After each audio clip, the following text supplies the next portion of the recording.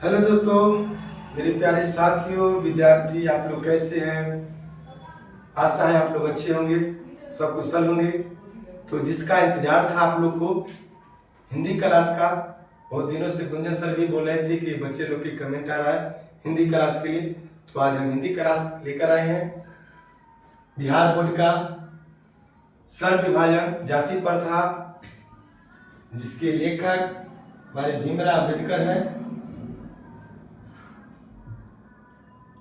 इन्हीं के बारे में हम लोग चलेंगे, तो चलिए चलते हैं, स्टार्ट करते हैं।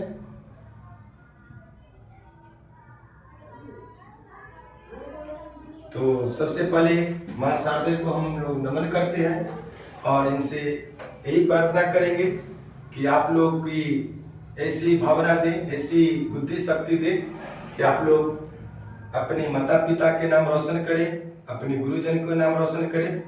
और अब चलते हैं हम लोग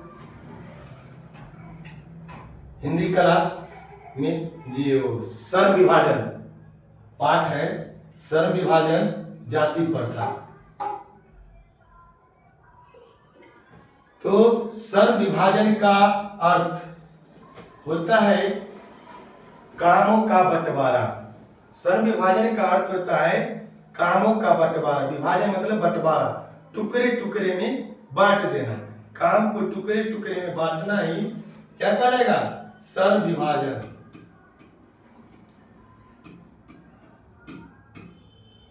और जाति प्रथा मतलब जाति को अलग अलग बांटना ही जाति प्रथा है। इसके लेखक हैं डॉक्टर भीमराव अंबेडकर।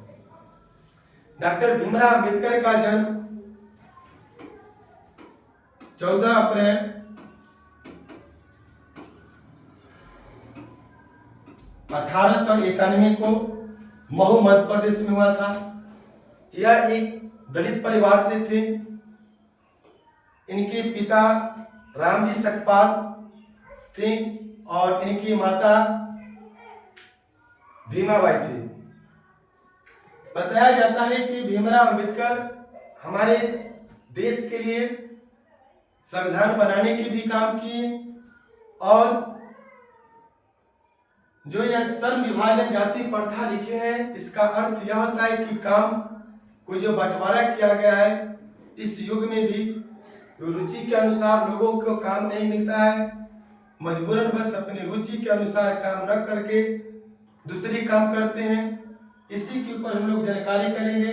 और भीमराव अंबेडकर जो है, इनका जन्म पूछा जाता है कि ये कहाँ हुआ था, तो महू मध्य प्रदेश में हुआ था।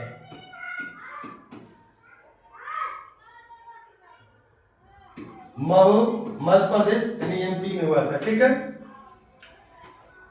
भीमराव अंबेडकर जो सर विभाजन जो लिखे, कामों की बंटवारा के लिए जो लिखे, यह काम किसके लिए है, तो यह काम जो बांटने के जो लोग किए हमारे, उनके ऊपर लिखे कि यह काम बांटना नहीं चाहिए। और इनकी जो सर विभाजन है, इनकी रूपांतरण ललय सिंह यादव किए थे, हम लोग पढ़ेंगे पीछे। और इनके जो प्रकाशित जो खंड किया गया था, कितने खंड में, तो 21 खंड में। यह पूछा जाता है कितने खंड में प्रकाशित किया गया था, तो 21 खंड में।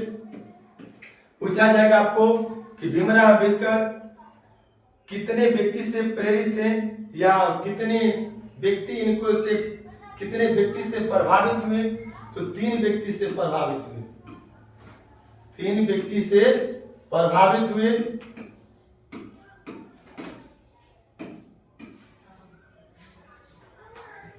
भीमराव अंबेडकर जो 3 व्यक्ति से प्रभावित हुए, कभी परीक्षा में भी पूछ देगा इनमें से कौन व्यक्ति से प्रभावित नहीं हुए। ऐसे में हुए थे किससे, गौतम बुद्ध से हुए थे, कबीर से हुए थे और ज्योतिबा फूले से हुए थे।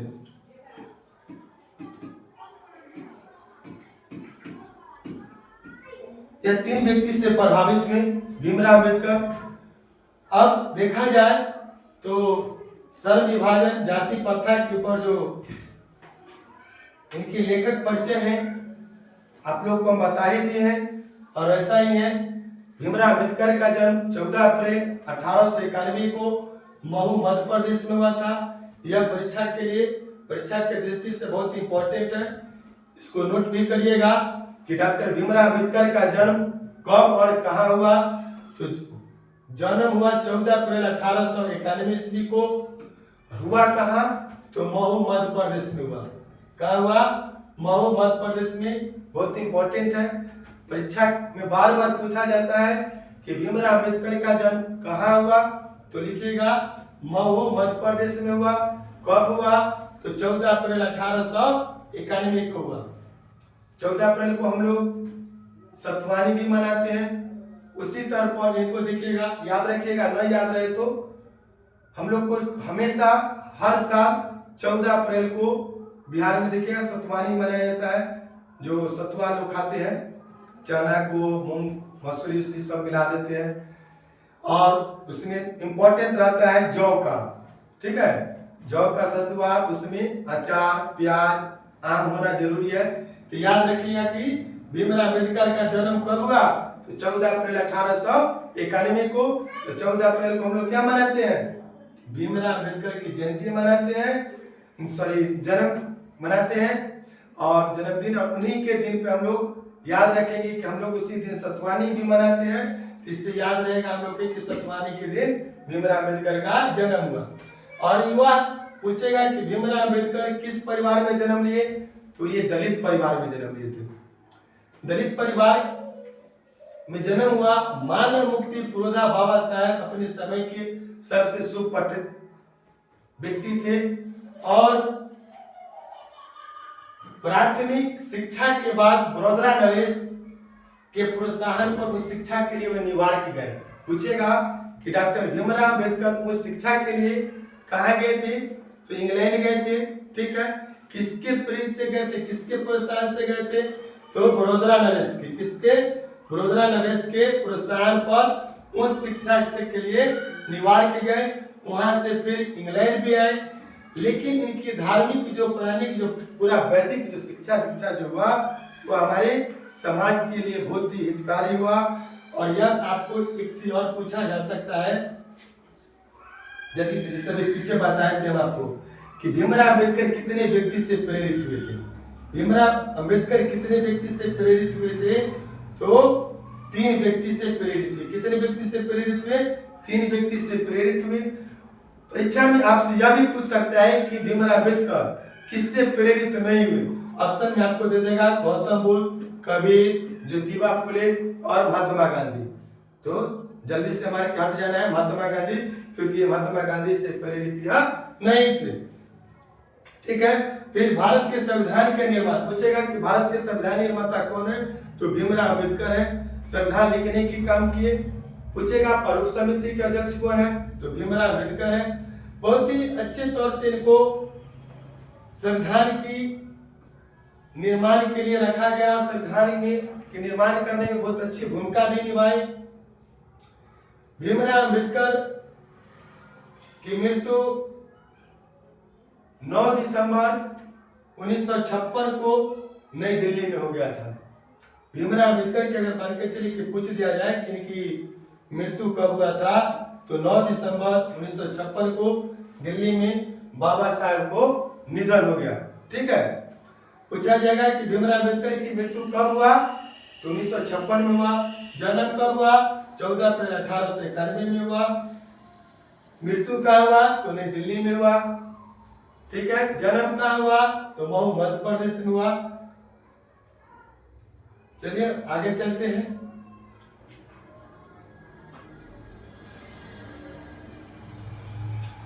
देखिए आपको बताए थे पीछे कि भीमराव अंबेडकर को जो सर्व विभाजन था, इनकी जो बहुत सा पुस्तक भी है।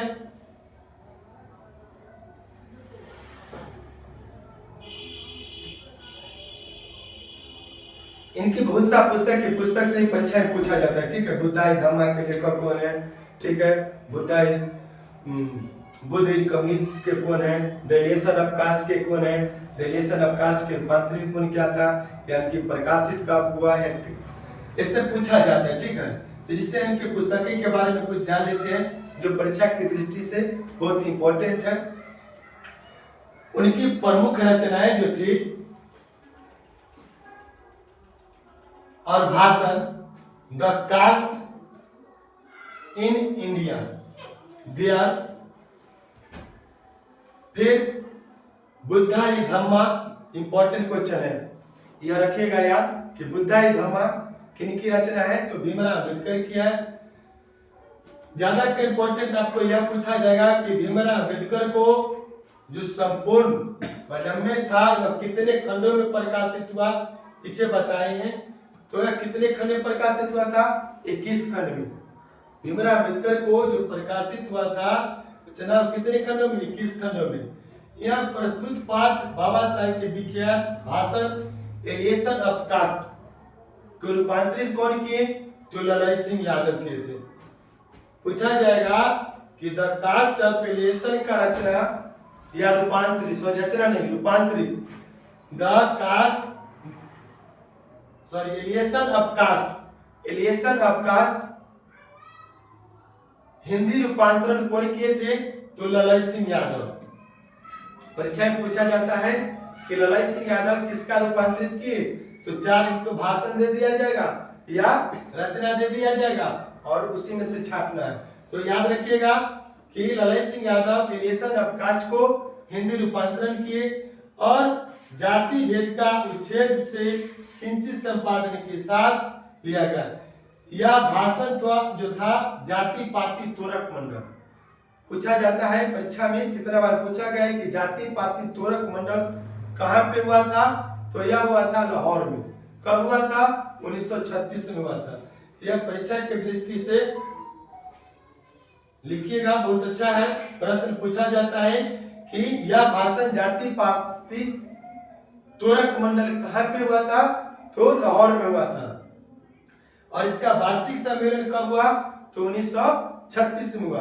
भीमराव अम्बेडकर जाति प्रथा और सर्व विभाजन को यह रूपांतरित के शॉर्टकट में समझिए कि सर्व विभाजन मतलब काम को बंटवारा, लोगों के रुचि के अनुसार काम न मिलना, यह एक सर्व विभाजन है। सर्व विभाजन हम लोग को जो कहा जाता है, जब कोई भी बच्चा मां के गर्भ में रहता है उसी समय उसका कर्म को बंटवारा कर दिया जाता है, काम को बंटवारा कर दिया जाता है कि जिस कास्ट से है, जिस जाति से है, उसी जाति में रह के आपको काम करना होगा, उसी जाति में आपको रहना पड़ेगा। आपके पिताजी जो काम करते आ रहे हैं वही काम आपको करना होगा। तो यह इसका विरोध किए भीमराव अम्बेडकर। उन्होंने बताया कि जाति प्रथा जो है वह समाज के लिए एक नीच दृष्टि से देखा जा रहा है। हमारे समाज को खंडित करने का काम जाति प्रथा और दहेज प्रथा, यह दोनों करता है। हमारे समाज को खंडित कौन करता है, जाति प्रथा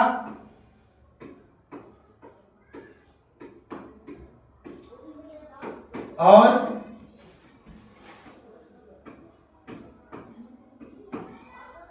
दहेज प्रथा। दहेज प्रथा के बारे में नहीं पूछा जाएगा, लेकिन हम बता रहे हैं प्रथा के ऊपर कि हमारे समाज पे 2 चीज खंडित कर रहा है, जाति प्रथा और दहेज प्रथा। जाति प्रथा से अच्छे लोगों को काम उनकी रुचि के अनुसार नहीं मिल रहा है, और दहेज प्रथा के लिए अच्छे लड़कियां हैं वह दहेज के कारण आत्महत्या कर रहे हैं, या दहेज के लोभी लोग हैं उनको आत्महत्या करने पर मजबूर कर रहे हैं। तो भीमराव अम्बेडकर हमें यह बताएं कि इस समाज में पढ़े लिखे इस युग में भी लोग हैं, फिर भी वह सर्व विभाजन और जाति प्रथा को मान रहे हैं जो इस समाज में है। हमारे समाज से अलग जाइएगा दूसरे देश में तो यह नहीं चल रहा है, जाति प्रथा नहीं चल रहा है। जाति प्रथा काम के आधार पर नहीं बांटा गया है, जिसको जो रुचि है वह काम कर रहा है। अगर मान कर चलिए हम अभी पढ़ा रहे हैं तो ये हमारी पेशा हुआ।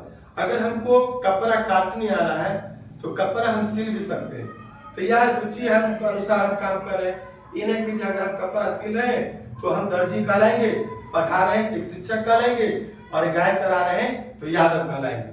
तो यह भीमराव अम्बेडकर के कहने के अनुसार यह हुआ कि अपनी रुचि के अनुसार काम मिलना अच्छा है और काम करना चाहिए। तो इसीलिए जाति प्रथा, जाति पाति तोरक मंडल चला, यह लाहौर में चला था, और 1936 में इसका सम्मेलन भी हुआ। इसके अध्यक्ष भाषण रूप के तैयार पर किया गया था, परंतु इसकी क्रांतिकारी दृष्टि के से आयोजन पूर्ण सहमति बन गया। अब चलते हैं आगे।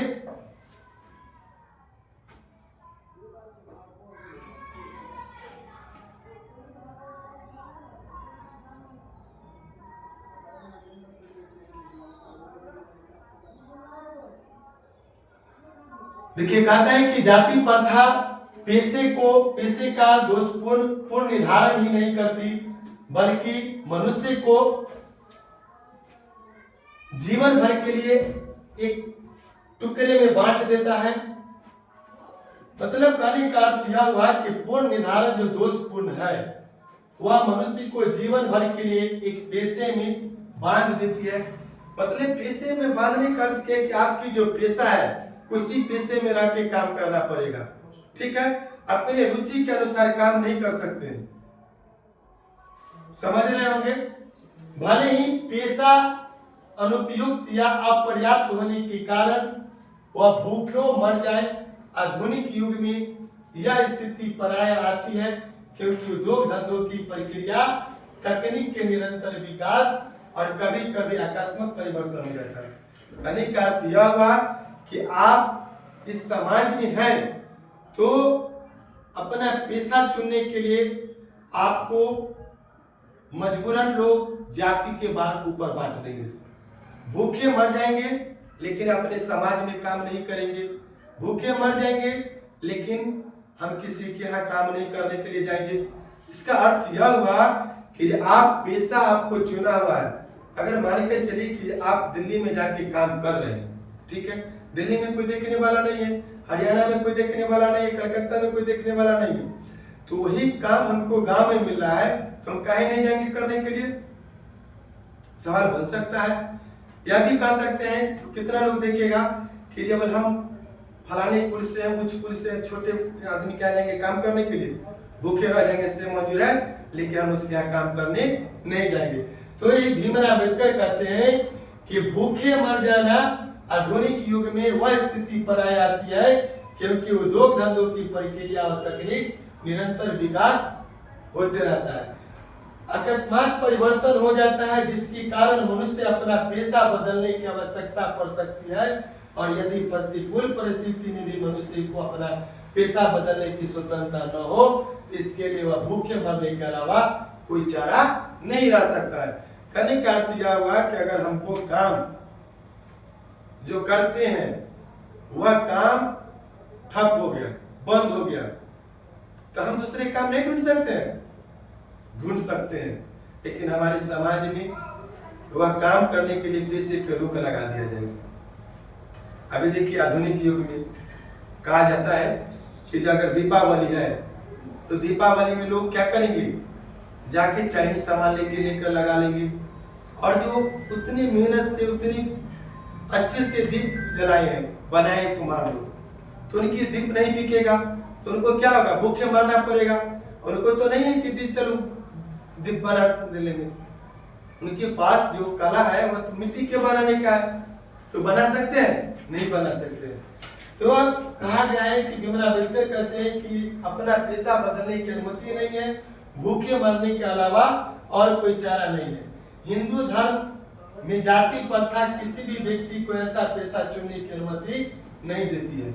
हिंदू धर्म में पेशा चुनने की अनुमति नहीं दी जा रही है।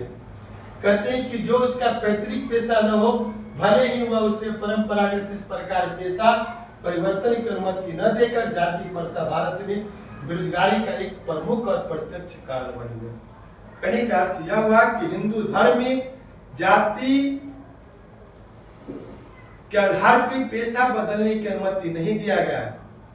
इसका अर्थ यह हुआ कि जाति के अनुसार चलिएगा, काम करते रहिएगा तो आपको भूखा मरना पड़ेगा।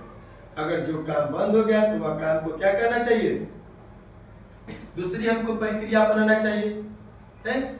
फिर देखिए कहते हैं कि इस प्रकार हम देखते हैं कि श्रम विभाजन की दृष्टि से भी जाति प्रथा गंभीर दोषों की से युक्त है।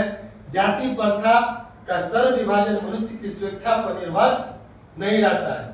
कहते हैं कि मनुष्य की व्यक्ति व्यक्तिगत उनकी रुचि के आधार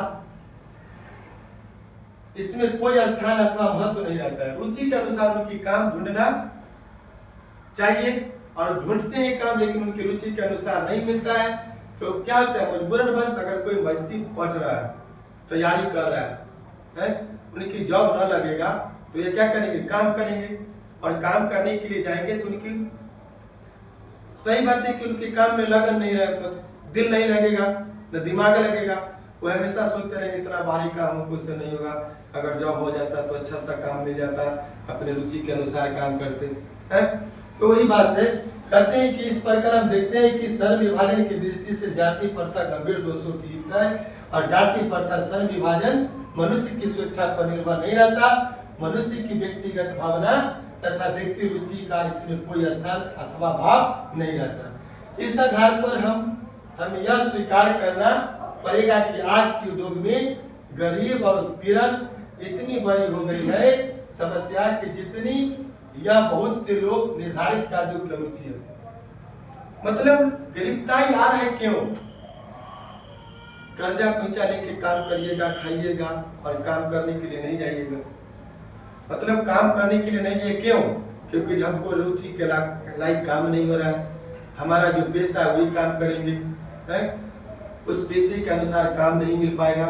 इस सब कामों को भीमराव अम्बेडकर क्या कहे हैं कि रुचि के अनुसार न मिलने के काम या उनकी कामों के बंटवारा ही श्रम विभाजन है।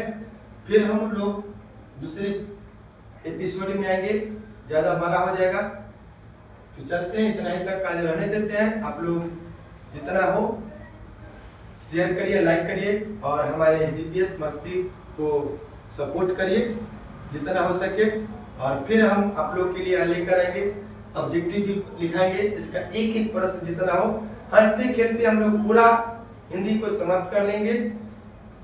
इसके बाद वर्णिका भी में आएंगे, ग्रामर भी पढ़ेंगे और जैसे आप लोग की गुंजन सर बताए थे कि एसएसटी, तो एसएसटी में हम लेकर आएंगे। जब आप लोग कहिएगा एसएसटी भी आएगा हिंदी में, अभी तो फिर चल रहे हैं। जय हिंद, आगे बढ़ते हैं हम लोग फिर। Thank you.